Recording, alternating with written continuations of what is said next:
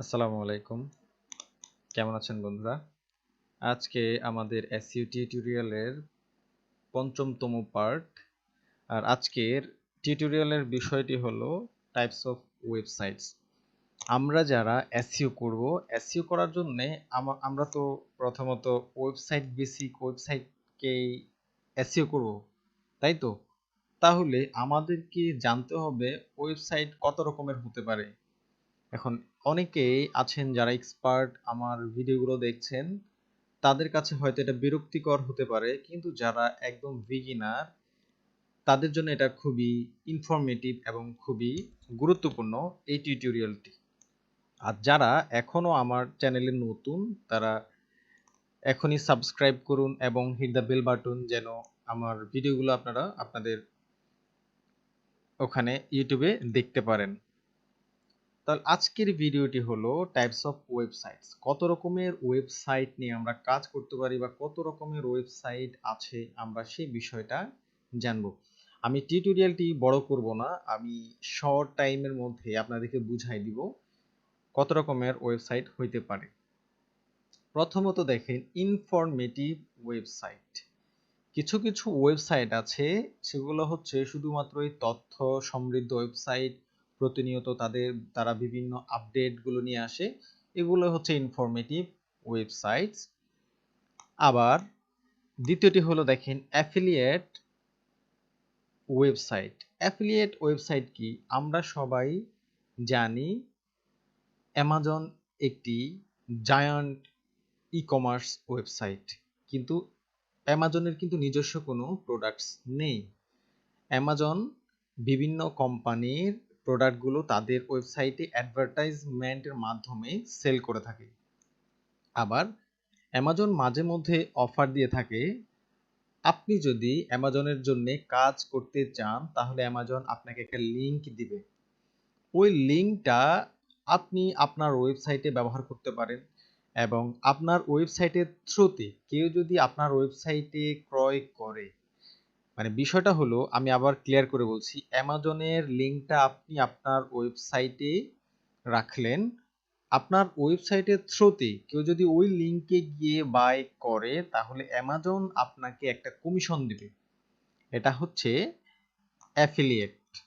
Affiliate বিষয়টা হচ্ছে আমি অন্য কারো প্রোডাক্ট আমার ওয়েবসাইট থেকে সেল করছি, তার বিনিময়ে আমি এখান থেকে একটা কমিশন পেলাম। এটাই হচ্ছে অ্যাফিলিয়েট ওয়েবসাইট। অ্যাফিলিয়েট ওয়েবসাইট অনেক রকমের আছে।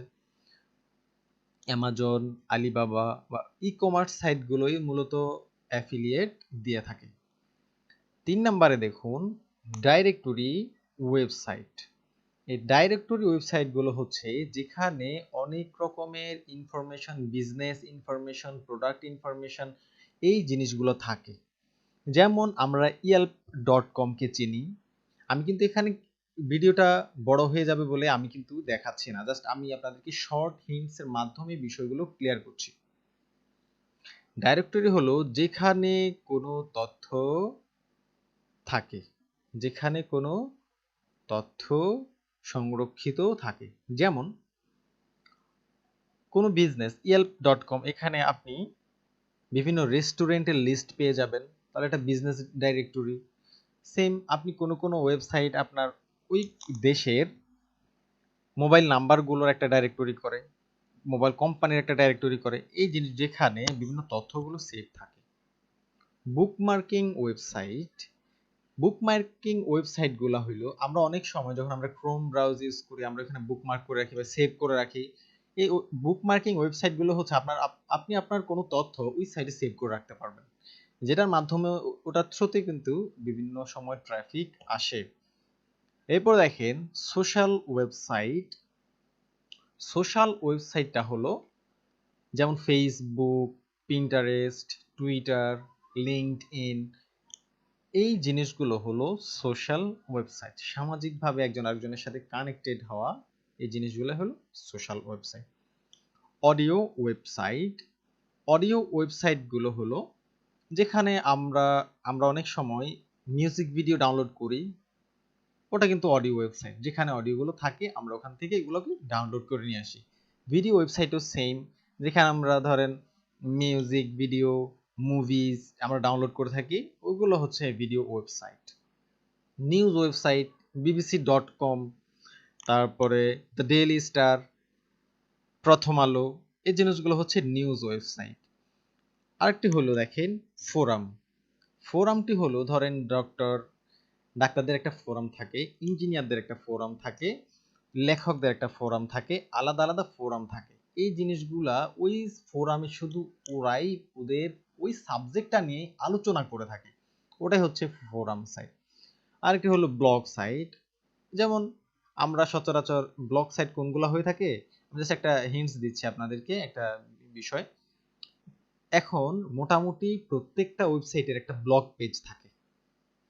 ব্লগগুলো কেমন, যেমন আপনি যদি অ্যাপারেলস বা ক্লথস নিয়ে কাজ করেন তাহলে আপনার একটা ব্লগ পেজ থাকবে, সেখানে বিভিন্ন কাপড়ের বিভিন্ন বিষয় নিয়ে লেখা থাকবে, এক একটা আর্টিকেল থাকবে, ওই জিনিসগুলো হচ্ছে ব্লগ। আর ব্লগ সাইটটা হচ্ছে ওখানে শুধুমাত্রই ব্লগ আর ব্লগ আর ব্লগ, তার কাজই হচ্ছে বিভিন্ন নিশ নিয়ে ব্লগ লেখা, ওখান থেকে সে ট্রাফিক জেনারেট করে থাকে। কিউ অ্যান্ড এ ওয়েবসাইট মানে হচ্ছে কোশ্চেন অ্যান্ড আনসার ওয়েবসাইট। এই ওয়েবসাইটটা হচ্ছে এখানে মানুষ এসে প্রশ্ন করে, আবার কেউ এসে আনসার দেয়, ওগুলোর মাধ্যমেও কিন্তু আমরা আমাদের ট্রাফিক জেনারেট করতে পারি বিভিন্ন লিঙ্কসের মাধ্যমে। এখন কোশ্চেন অ্যান্ড আনসার ওয়েবসাইটগুলা কি কি হইতে পারে, যেমন ইয়াহু কোশ্চেন্স আছে, ইয়াহু আনসার, তারপরে কুয়েরা, আমাদের পৃথিবীতে এখন সবচেয়ে বেশি কোশ্চেন অ্যান্ড আনসার এটা হচ্ছে কুয়েরা। আরও অনেক রকমের কোশ্চেন অ্যান্ড আনসার সাইট আছে। আর এখন দেখেন গভ সাইট, গভর্নমেন্ট সাইট, এই জিনিসগুলো হচ্ছে প্রত্যেকটা দেশেরই গভর্নমেন্ট আলাদা আলাদা সাইট আছে, যেগুলা বাংলাদেশের ধরেন www.vd.gov.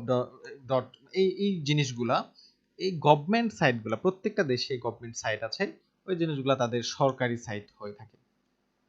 Edu website, education website, বিভিন্ন প্রতিষ্ঠান তাদের এডুকেশন এই ওয়েবসাইটগুলোর মাধ্যমে তাদের একাডেমিক কার্যক্রমগুলো পরিচালনা করে এবং বিভিন্ন তথ্য নোটিশের মাধ্যমে তাদের স্টুডেন্টদেরকে এই বিষয়গুলো জানায়।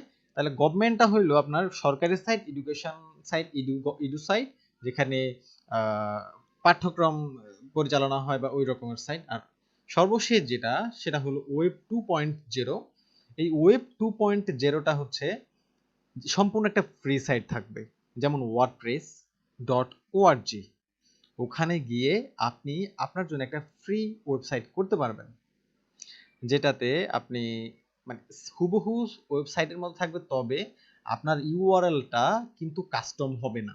এটা হচ্ছে ওরা যেটা দিবে, এবং ওদের একটা ধরেন যদি wordpress.com হয় তাহলে ওয়ার্ডপ্রেস ডট আপনার যে ইউআরএলটা দিবেন ওটা .com ওই রকম হবে, অথবা ব্লগ স্পট আপনার যদি দেন, এখন আমি যদি দিই ধরেন ফোরামে দিই ফোরাম ডট, অথবা হবে blogspot.forum.com, মানে তাদের ওই ওয়েবসাইটের প্রথম যে ডোমেইনটা আছে ওটাই ওখানে থাকবে, তবে ওই ওয়েবসাইটটা সম্পূর্ণ ফ্রি, আপনি আপনার মতো করে অপটিমাইজ করতে পারবেন। তো বন্ধুরা, আজকের ভিডিওটা এ পর্যন্তই। সবাই ভালো থাকবেন, সুস্থ থাকবেন, আল্লাহ হাফেজ।